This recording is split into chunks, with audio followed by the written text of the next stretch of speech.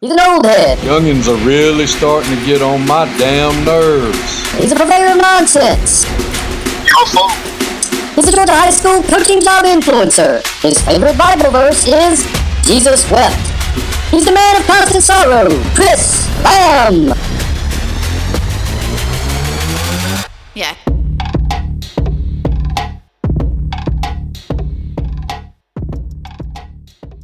Sun Coaches is proud to partner with Titan Sports for the next 4 seasons on Sun Coaches podcast. Titan GPS delivers technological superiority and improved player performance through wearable GPS made for high school football and strength and conditioning. From speed training to athlete recruit to workload enhancement, Titan is the easy-to-use yet comprehensive GPS tool to get it done. There's no minimum to get started, and Titan will walk you through every step to success. Message us on X at Titan Sensor to learn more and get in touch. Welcome to Sun Coaches Podcast, Season 4, Episode 24, and if I got a special guest for you today, he has one of the most interesting pasts that I have ever come across in Georgia high school coaching. Coach Kareem Reid from McEachern High School. Thanks for being on with me today. Oh, no problem, man. I appreciate you having me. Well, Coach, let's start off with where did you actually grow up? I know you've been a lot of places, but where did you actually grow up and go to high school? Yeah, I have been a lot of places, but I'm originally from North Miami, Florida, is where I was born. And then around 13 years old, I moved with my father to Fort Lauderdale, the Fort Lauderdale area, and attended high school at Coral Springs High School. So I'm a South Florida guy. Still have a lot of family down there. All my family actually is still in the South Florida area between West Palm Beach and Miami. So, but been in Georgia for a while, so kind of got 2 homes. So what all, I when I went down there and worked at Nike clinics and do the hospitality suite and all that stuff last year, I got to interview Bobby Scipio and a lot of those Florida guys, and you all have the same story when it comes to high school. I know you didn't just play football. No, I didn't. I actually everybody actually thought I was going to be a basketball player growing up. So, I got to about my 10th grade year in high school, and I kind of topped out at about. I'm still a pretty big dude. I was 6'5", but I kind of made a business decision that I understood there weren't too many 6'5" power forwards playing college basketball. So my opportunities to get a college scholarship were probably greater in football, and I kind of committed to it from that point on, and the rest kind of took care of itself. So I definitely played multiple sports. I'm sorry, where'd you end up playing college ball? So I originally signed with Kentucky out of high school. Went there for 2 years as a defensive lineman, and then I transferred to UCF in Orlando after my redshirt freshman season and finished up there. Who was the coach there when you were at both places? I signed with Guy Morris at Kentucky, and then we had a coaching change after my redshirt season, and Rich Brooks took over. So I played for him for a year, and then when I went to UCF, good old coach George O'Leary was my head coach. So played for some very knowledgeable guys, and Coach O'Leary definitely learned a lot from him.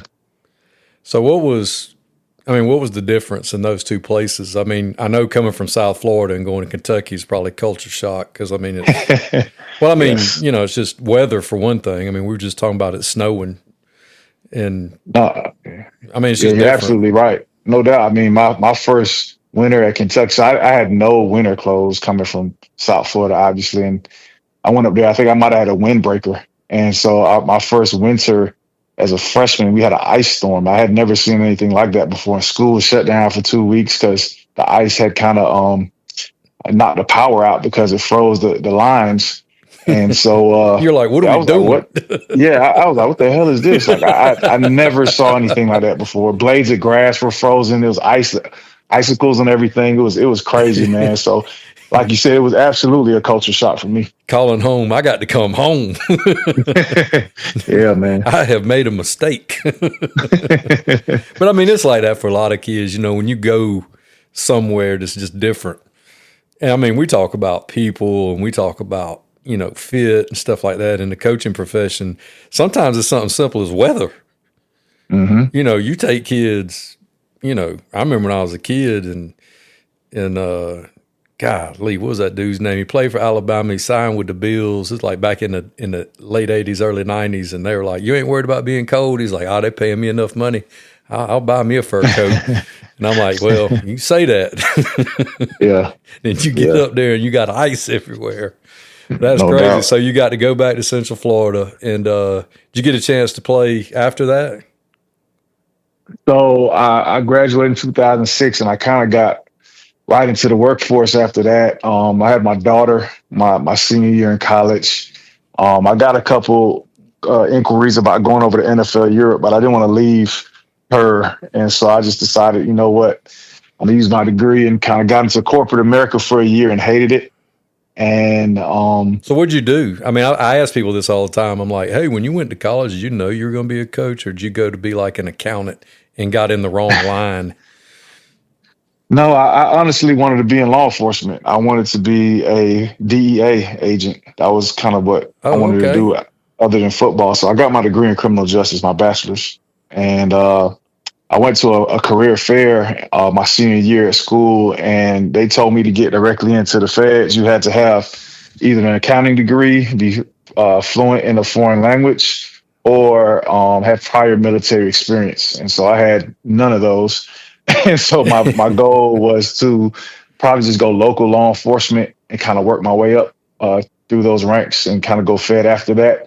And ironically, June of 2000, about 2007, 2008, I was going through the hiring process with U.S. Customs and Border Patrol, and that process takes about a year. And so as I was going through that process, I was kind of at home, not doing much. And one of my college teammates was like, why don't you come out and help me coach? I was at the local high school. I think you'd like it. And so I went out, and I kind of fell in love with it. You know, obviously it's what I knew. I was fresh out of playing, and our principal, or the principal at that school at the time, was a pretty young guy. He was about 36, and he played quarterback at FAMU. And he was like, man, why don't you get certified? And I got a teacher spot coming open like next Monday. And I was like, okay. So at that time, the certification test were only about $25. So I just said, well, you know, screw it. I'll go take the test. I didn't study at all, and I passed it, and he threw me the keys. I didn't even interview. I didn't know how the hell to teach, but he just gave me the keys to the classroom, and it was special ed, and I had about 10 kids in there, and that's kind of how I got my career started in coaching and teaching, man. Man, that's awesome. I teach special ed now, and I wouldn't trade it for nothing in the world. All you got to do is love on kids. That's it. Mm-hmm. Put kids first, and it ain't really it ain't hard. I mean, yeah, kids ain't the problem. It's the grown folks that's hard to deal with sometimes. But that's awesome. No so doubt. You started off there, literally a walk-on. I mean, you're a walk-on coach. First time in your life you ever walk on. Yeah. And they just throw you the keys and go, good luck, buddy. Yeah. So school started in August, and then I had to formally interview for the job I was already in, just because they had to check a box in October. You're like, what are we doing? Yeah, it was kind of funny, but it makes you nervous sometimes though, because you're like, wait a minute, now I got a job, right? Yeah, exactly. Y'all ain't gonna screw me on this, are you? Right. Because you don't ever know. Yeah, no, right. No, you're right. You're right. But no, it was good, man. That was at Fort Pierce High School in Fort Pierce Westwood High School in Fort Pierce, Florida, actually. And the crazy thing is, so I coached a guy that everybody knows now, Khalil Mack. Right, he was a relatively unknown prospect that I had for 2 years, and he only played 1 year of high school ball, man. And it was crazy because when I was there, I kept telling Coach O'Leary, I was like, I got a dude, Coach, and he ain't got a lot of tape, but he's a dude. And so, ironically, man, they didn't want to take him. They told me he was too stiff, and they didn't trust, I guess what they saw on tape. And he ended up going to Buffalo, and now he's probably gonna be a Hall of Famer. Yeah, he's just okay. You just saw him first. I mean, no doubt. But yeah, that's kind of how I got into coaching, man. That's my start, and then So where'd you go after Fort Pierce? I was there for 2 years, and then I wanted to relocate to Atlanta. I always had visited, Georgia during my time in college. At the time, my girlfriend, her family was from here, so we kind of come up on breaks we had in school, and I loved the city. I loved just the change up from being from South Florida coming up here. It was just different. I like seeing the seasons, And so, yeah, one of my college coaches, David Kelly, he's actually at Colorado now. He was an old high school coach at Dunwoody in '92. I think they won the state title, and he was the head coach at the time. So he had a lot of connections. And I reached out to him and I said, Coach, can you connect me with a couple guys? I want to coach in Atlanta. I'm relocating, and so he gave me three names. And one of them was actually Frank Stevens. He gave me Ron Gartrell at Stevenson, and then he gave me Ray Bonner at Cedar Grove. And I came up for one day, and I was going to interview at all three places, but I stopped at Cedar Grove first. They offered me a job, and as I was walking out to my car, Frank Stevens called me and told me what time to come over to Tucker. And I was like, Coach, I just took the job at Cedar Grove. And I didn't know anything about Georgia football, man. But had I known, I probably should have went and talked to the guy, because I think they won the state title that year, the next year, like 2009, 2010. But anyway, that's how I got to Georgia, and I was at Cedar Grove for 3 years, and it kind of rolled from there. So when you get to Cedar Grove, I mean, that was when it was first starting to take off like it did. What was that like? I mean, coming from Florida, like what was the difference between Georgia high school football to you in Florida high school football? At that time, I couldn't really tell much difference coming from where I was at in Florida. Cedar Grove was kind of similar to where I was at. I think we had maybe a little bit more parent involvement here in Georgia. But, the dynamics and the challenges that were at Cedar Grove, we kind of had the same things down at the school I was at in Florida. So, but, again, that was kind of like, Cedar Grove was in the stage. It's right before it kind of took off to what everybody knew it to be, in the past, 7-8 years now. But I was on the same staff with Jimmy Smith, Perry Parks, McGill Patrick. We were all together, young coaches, like a star-studded bunch of young dudes. And Coach Bonner kind of let us just do our thing. He wasn't even around at practice a whole lot. We kind of ran it. And so it was pretty cool. But, Cedar Grove was good, man. I enjoyed coaching those kids. I enjoyed being a young teacher on a pretty relatively young faculty and staff as well. So it was a good learning ground for me. So where did you jump off after that? So I went to Pebblebrook for a year as a DC with Coach Tommy Macon in 2012. I didn't even last the entire school year. After the season, around April, I interviewed for my first head coaching job back in Florida.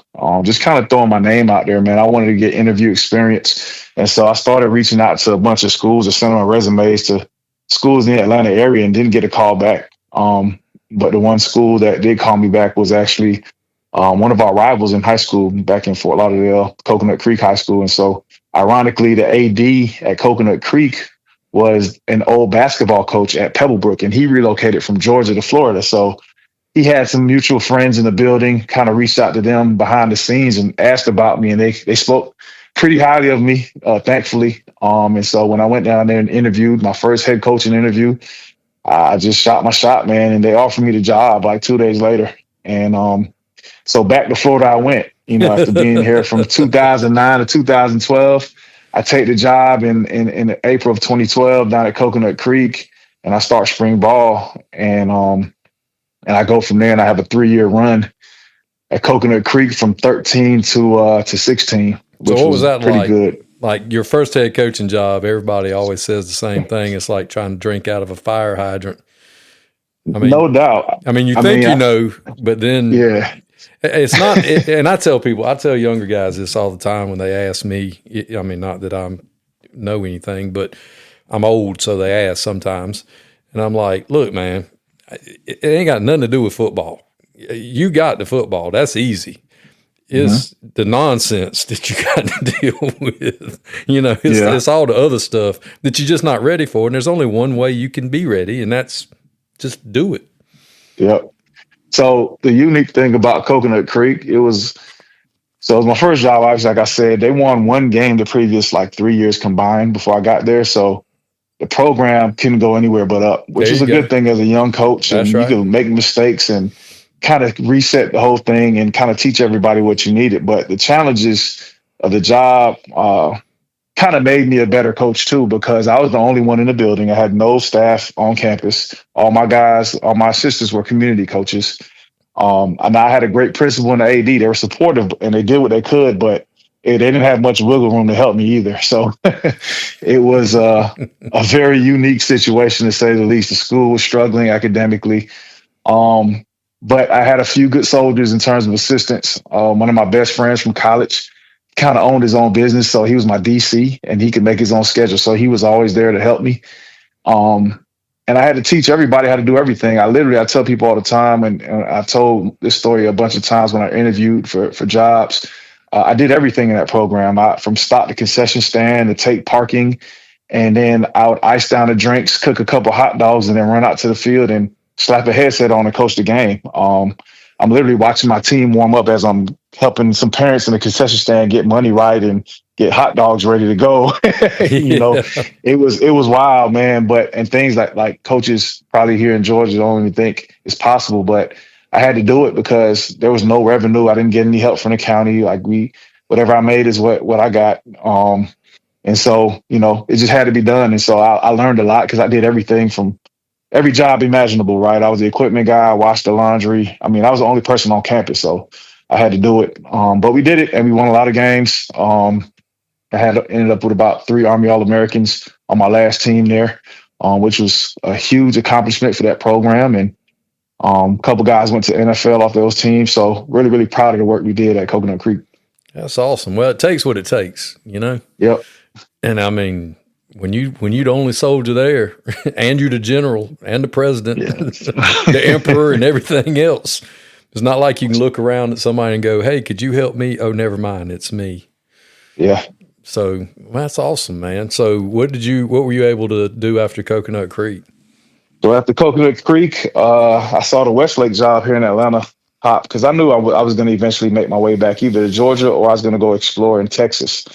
Because I know those two places pay, pretty well for high school coaches. So back up a little bit, I took a pay cut to go be the head coach down there too. I think my stipend was like $5,200 at Pebblebrook, and it was $3,200 to be the head coach down in Florida. So, but I didn't realize that until after I accepted the job. So I was just so excited that they offered me the job. I forgot to ask how much the salary was or the stipend was. When I called back, they offered me the job on like a Friday, and I thought about it through the weekend. Like, hold on, I need to ask about the compensation. So I talked to the principal the Monday, and I almost choked when he told me what it was. Yeah, I don't know if you know James Thompson, but I do. Yeah, James is my boy. And when he got me down there and I started talking to Florida guys, I didn't know a nice way to say it without sounding super pretentious. I was like, guys, I don't know how y'all eat.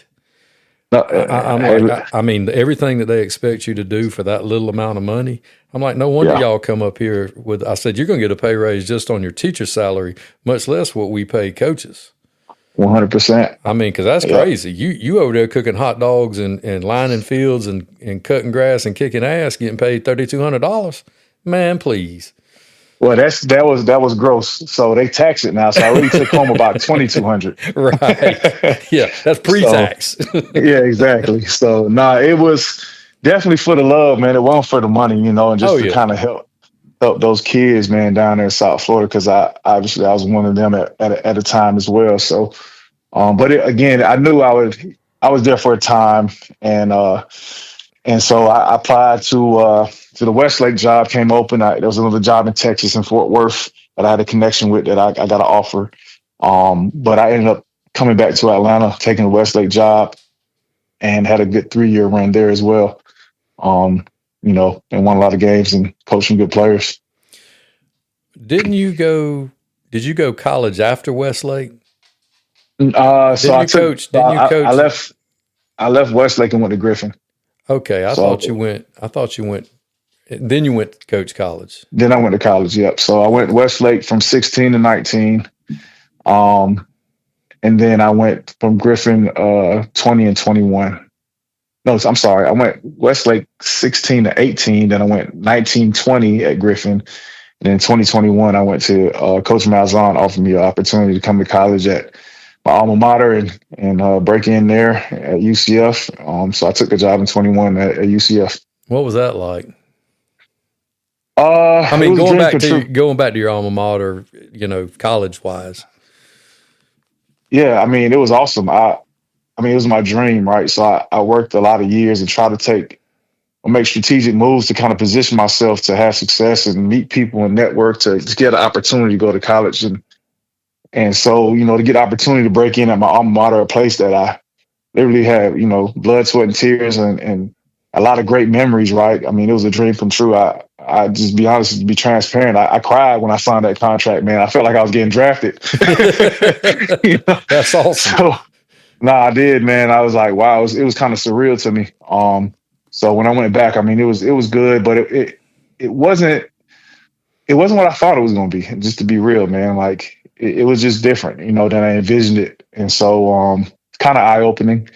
But again, I love being back in Orlando, and I had a lot of good memories there. Met a lot of great people. Yeah, last year we were down, the Nike clinic, and I'm the hospitality suite guy, and walking across the parking lot right there, that big resort hotel. I think they just tore it down. That's why we're going to the Double Gate this year. But I'm walking across the parking lot, and Coach Malzahn's coming from where that Longhorn is, right there on the International.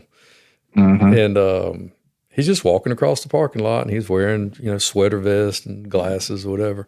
And I stopped, and I'm like, hey, Coach, you need anything? You need me to take you anywhere? And he just started laughing. He goes, Coach, if I wasn't wearing this UCF sweater vest, people would think I was a Methodist minister.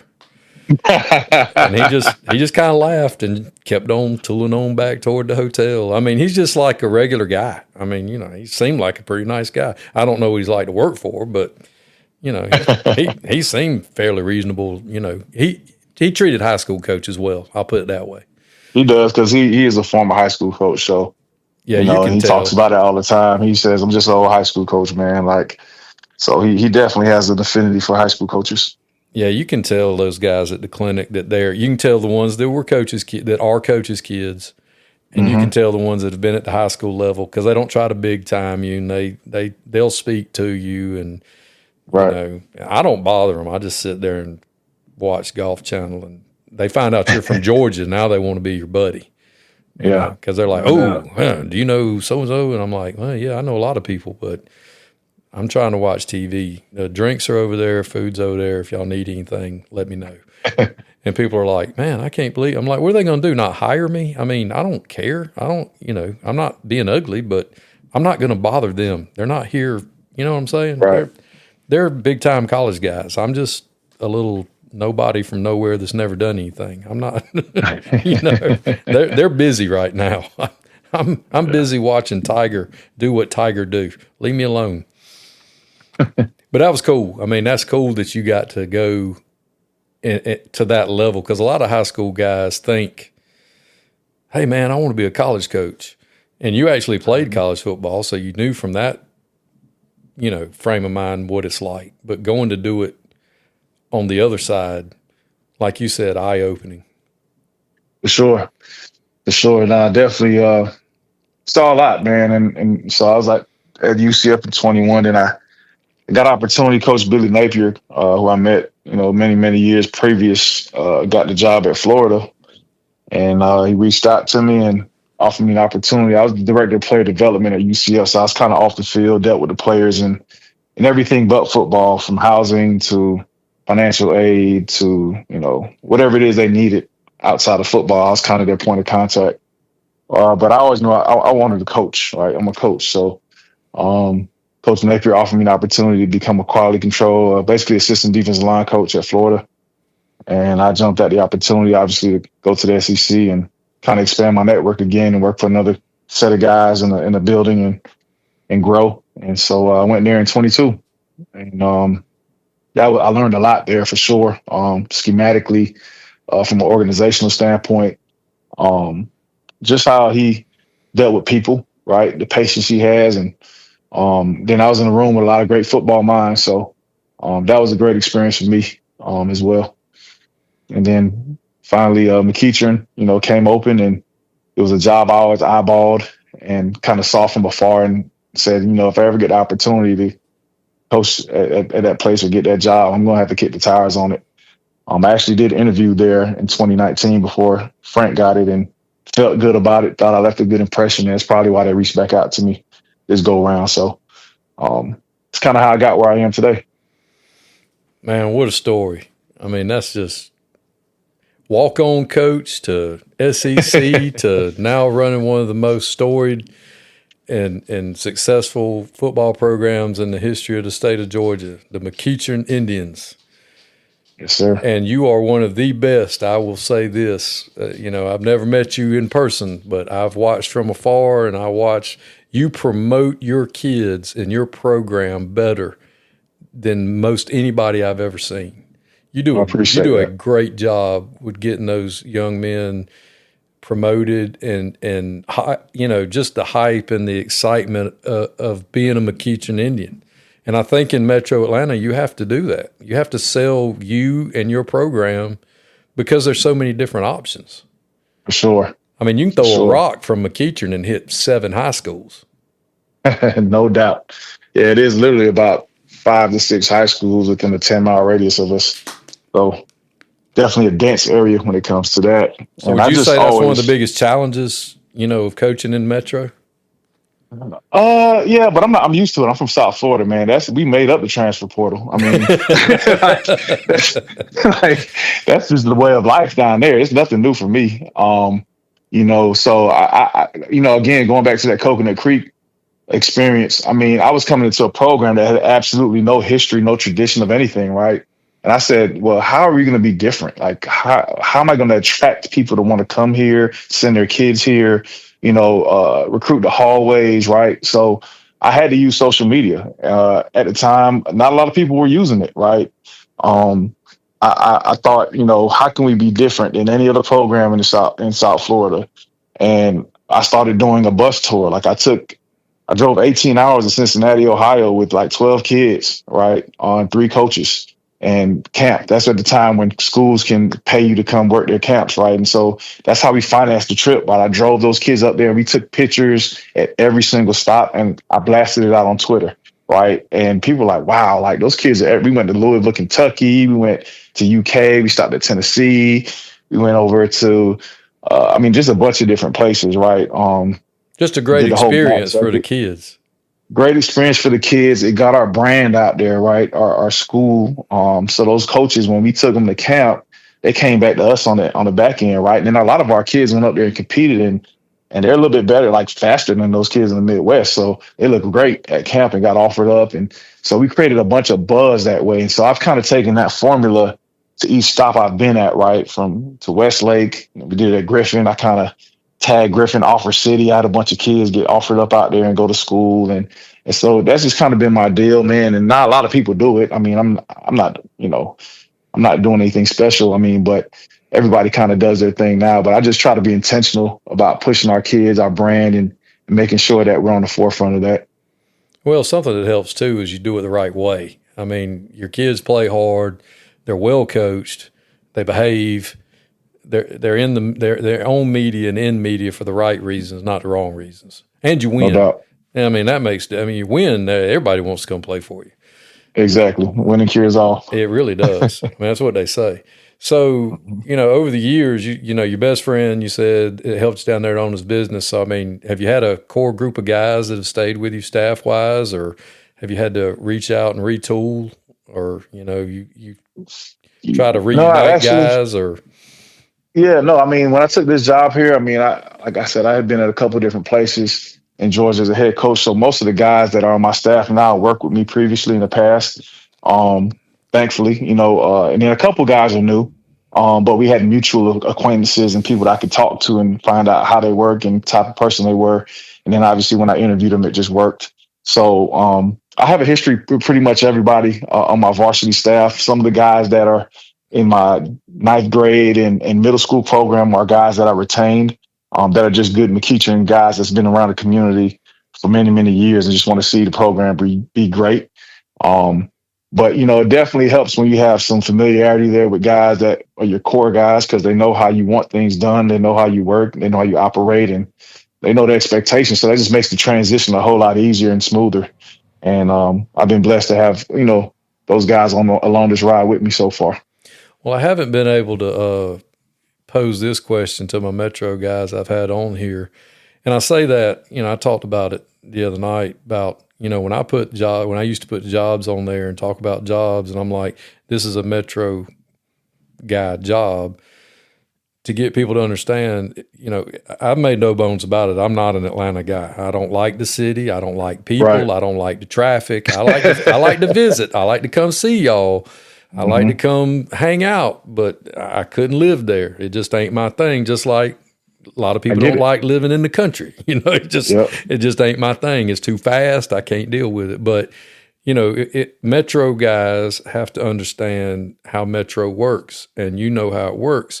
And at a McEachern, explain to everybody how, like, you don't have a middle school feeder per se. Don't you guys have like not club? What do you call it? Not club ball, but what do you call it? So some places have park ball, but I actually, so McEachern is unique. We have two different middle schools that we pull from. So we actually do have a middle school program that feeds directly into our varsity or high school program. So we have a 6th, 7th, and 8th grade McEachern Junior Indians program that pulls from That's what I meant, junior program. That's what I was looking for. Got you. Yeah. So we have TAP Middle School and Cooper Middle School that we pull kids from. And so they play in our 6th, 7th, and 8th grade. And then also in our parks, lower levels, like I think 4th and 5th grade, we have teams as well. So Cobb kind of has it figured out a little bit when it comes to that, because some of our other schools in our county and our region have similar setups. So yeah, each metro school district is a little bit different, because when I was at Westlake in Fulton County, we didn't have anything, right? So it was straight park ball and kind of those all-star teams. And so there was kids it's called Welcome All Park and Ben Hill and Sandtown. Like, we kind of pulled from these different neighborhoods and kind of just, we're fighting Creekside and Langston Hughes for those guys, So you had to be out and about in the community and kind of shake hands and kiss babies a little bit, right? To kind of get some players.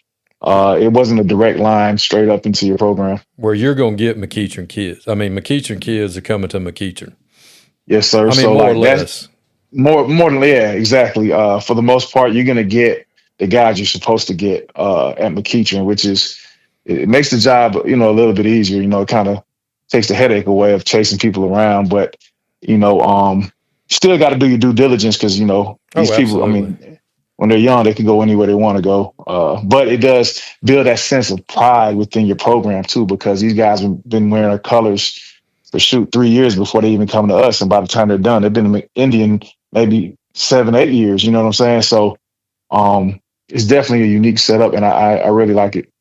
Well, I mean, between the social media presence and the blasting everybody and the branding of your program, you have world-class facilities, and that's different in most of Georgia than most places in Florida. I mean, I'm not being ugly, but I mean, no, it's true. I mean, that's the major difference. I mean, the talent isn't. There's no that could in some places it's a wash. In some places, it's way better in Florida than it is in Georgia. But facilities, I don't even think is comparable. It ain't close. And you've got world-class facilities. We do, man. We're blessed. I mean, everybody kind of understands we're a unique situation because of our endowment.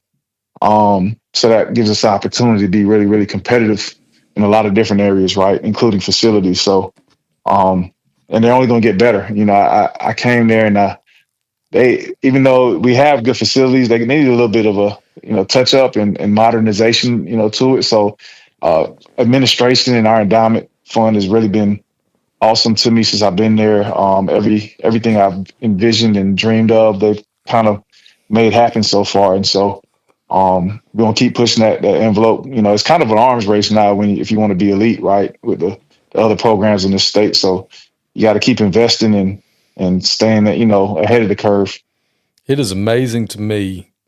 I mean, I've coached for 30 years. I've taught for 26.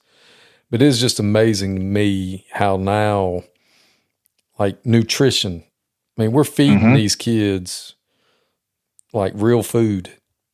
And, and we used to always gripe about that. We're like, man, you got 6'5" Kareem over here giving him a regular lunch. Man, that ain't enough food for that baby to eat and go play. And kids did it. And now, we've got whether it's help through the community, well, it's got to be help through the community for most places, and the booster clubs and things like that, getting these kids fed, extra calories at breakfast and after practice and stuff like that. It's just amazing, the stuff that we're going toward, that college model of taking care of these kids and getting them. There's no excuse, really. I mean, between the gear and the medical, attention that they get, and the food and the nutrition and y'all's video you put out, your strength guy had them jokers in push-ups and this military and they're down up one. That, man, I love that. I mean, I'm old, so I love stuff like that. And they're all tucked in and all that, one voice, man, I love that stuff. I daggone got fired up about that. I was about ready to put me on some purple and gold right then. Yeah.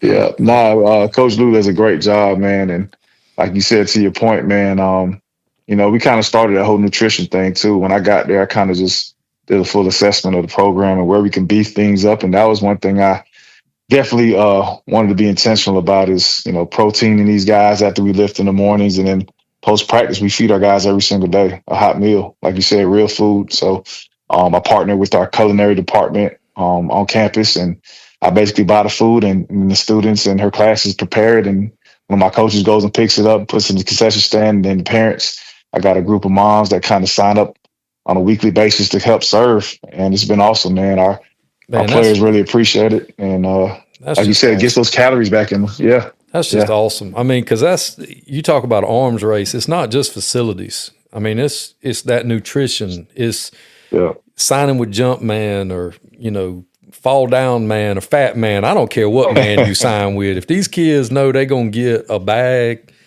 they're going to be fired up. And and I don't mean a money bag. You give a kid some free stuff. I mean, it ain't free. We paying for it somewhere, but you know what I'm saying. You give a kid a t-shirt and some shorts and some good looking stuff to wear. Man, please, that kid'll do anything in the world for you, and you feed him. But that's what it's turned in. I mean, like you say, that's part of the arms race, in my opinion. It's not just, hey, we got nice facilities. Well, everybody does. Right. You better be feeding them. You better be taking them places. You better be promoting them. You better be selling that brand like you do. Man, that's what I'm saying. I think you are one of the best at that I've ever seen.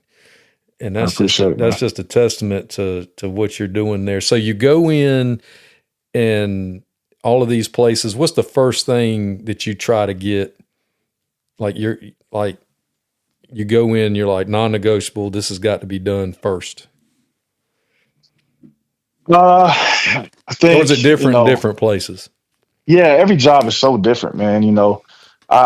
This is my fourth program I've been a head coach of, and they've all been different challenges, right? So I think you got to first and foremost do some digging on what are the issues, right, at that place, and then you kind of prioritize from there.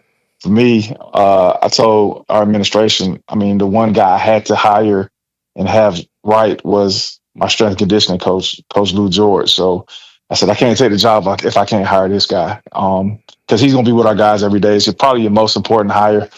And so he does an amazing job. And then the infrastructure, to credit to the administration and the past regimes at McEachern, it was already right. We have all our guys in the first period weight training every day, all year, right? So, that's beautiful. And then I just had to get as many spots on campus as possible to try to get as many coaches I could on my staff hired. And so it all kind of lined up for me when I got there. But I think your strength and conditioning coach, if you're allowed to get one, is probably your most important hire, who's going to run that program. And then after that, you got to just kind of prioritize whatever it is the issues are with that program and go from there. So when you sit down at an interview and they say, Coach Reid, tell us what is your philosophy of coaching? What do you say?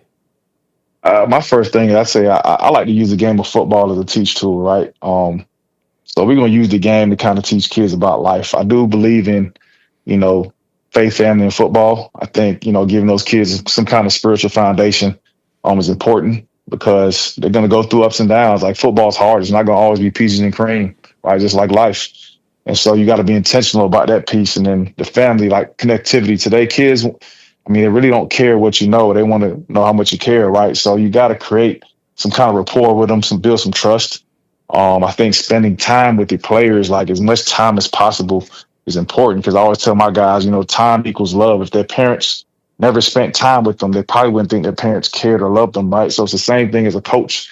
I got to spend time with you outside of ball. So we're going to do things as a team and as a family to kind of build that bond. So when I'm asking you to do all these hard things now, like I'm getting on you at practice, I'm coaching you hard, it's not coming from a place of malice, right? It's only to make you great because you sat in my house, you ate my food, you've been around my kids, I trust you, right? So now I'm just asking you to be great.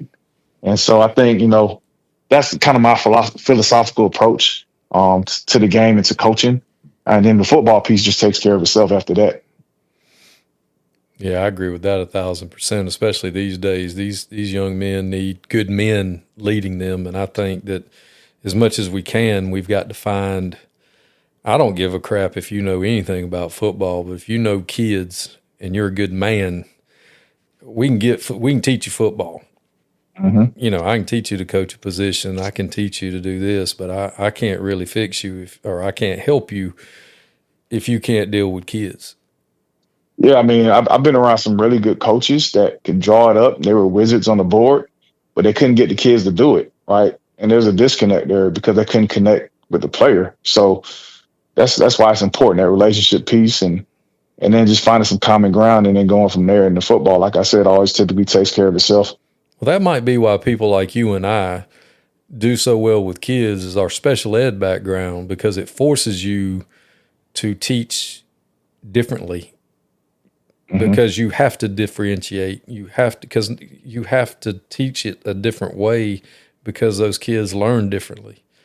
Right. And you can't just force them into, you're going to do it this week. Well, yeah, certain things, everybody needs to do the same way. But, I tell people, I've laughed all the time about one of my presentations I did was how we're going to teach these kids these days. And it's, Coach Reid sends us down there. I got 15 minutes a group. And within my group, I've got the lowest of the low and the valedictorian.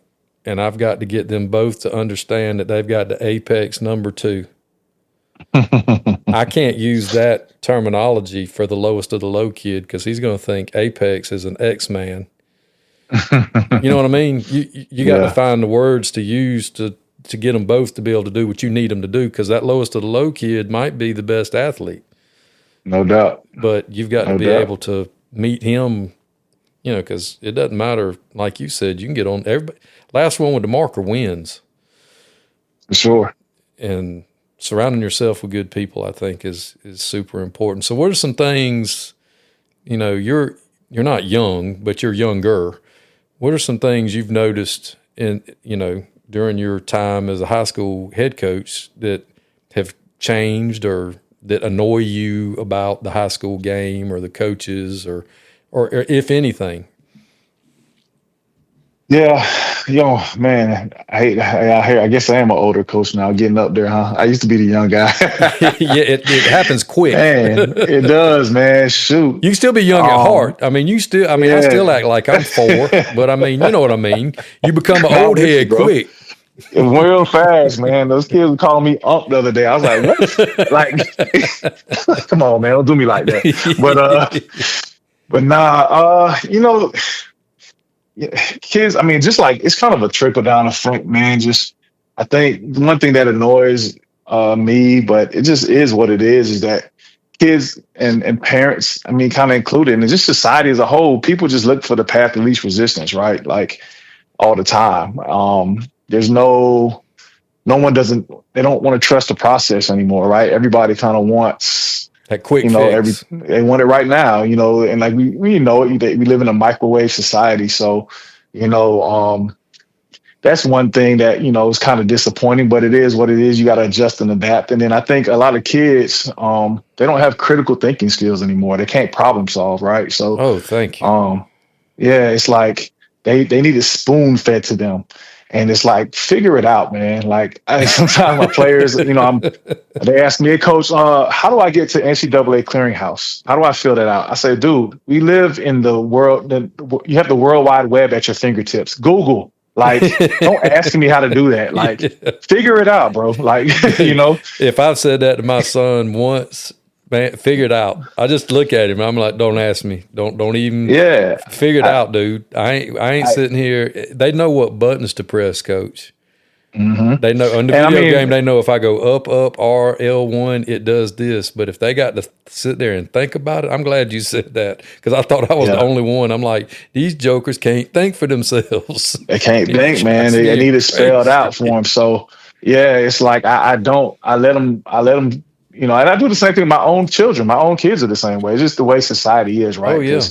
They could just punch it into a phone or a calculator. I mean, and they get an answer, right? So. They just can't critically think anymore. So I got to put my kids and my players in situations because I do think that that affects how they are on the field too, right? If you can't process in a split second and make the correct decision, you're probably not going to be a very good football player. And so we try to give our kids as many opportunities to, you know, critically think and problem solve and put them in adversarial situations where they got to fight through some stuff, you know. Well, it's turning into it's a learned behavior. It's something we're going to have to teach them how to do it. Yep. You know what I'm saying? Yep. I mean, I use this example all the time. It's like now you get a quarterback that he sprints out and he eats it or takes a sack or whatever, and he looks at you and says, "Well, nobody's open." Run it, dummy. There ain't nobody in front of you. Right. You're an athlete. Go be an athlete, man. Just go. Just go. No, it'll be okay, I promise. We ain't going to get mad. You know? Yeah. I mean, I didn't think about that, coach. No, hell, you didn't. It's crazy, man. It's just, you know, I said the same thing. A lot of people ask me about, you know, how things went last season. I said, man, we just weren't very instinctive as a football team, right? Like, our kids are very literal. Like if I tell them, hey, the ball's going to spill out and you're going to it's going to spill out to you, the unblocked defender, you know, it's going to hit right in the C gap. But then the guy actually turns it up and hits it in the B gap. Well, don't keep running down in the C gap. Just in-flight adjust and go tackle him in the B gap, bro. Like it's okay. Just be a football player at that point. Yeah. They're like, I was in C gap, God coach. Almighty. He was like, coach, I did my job. Yeah, you did. But come on, man, play football. Yeah. Like, you know, so. That's what I'm talking about. Those critical thinking skills and just you know what I'm saying. They become robotic. Robotic, man. That's what it is. It's like they're afraid to fail. You know, I'm like, let it all hang out one time. I promise we ain't gonna kill you. I mean, it'll be okay. We'll do it again. I yell a little bit. It's okay. Yeah, you'll be all right. You'll be okay. You might get a little butt hurt, but you'll be okay. Yeah, we can't kill you. I can't put my hands on you. Right. I might make you come over here and stand by me for a little bit, but I'm gonna put you back out there. I mean, look who's playing behind you. You think I'm gonna put him out there? Right. But these kids, I mean, they're kids. You know, at the end of the day, they're trying their best, I guess. But for sure, you know, and that's all that matters, is providing them with a good experience. Man, you're definitely doing that, and I just appreciate you and what you're doing for these kids and pouring into them and the experiences that you've had that you can turn around and give back to them, and how much you promote, not just at McEachern, but just Georgia high school football and making it better, you know, just bringing your expertise to the forefront. And I appreciate you coming on and sharing your story with us today. I appreciate you having me, man. It's been fun, and definitely glad to be back in the state. I mean, I think Georgia has the best football, I think, you know, in the country, and I'm a Florida guy. So that's not easy for some people to accept hearing it from me, but I've been both places, and I'm just the quality of ball here, the players, the coaches, the facilities, all of it is I think top notch, man. And so I'm excited to definitely, you know, keep pushing forward and getting McEachern to new heights. Well, I can't wait to watch that happen. I know it's going to happen. It won't be long. You'll have your bunch up there in the bins lifting the big trophy. Absolutely. That's the plan. Well, thanks, Coach. Appreciate you.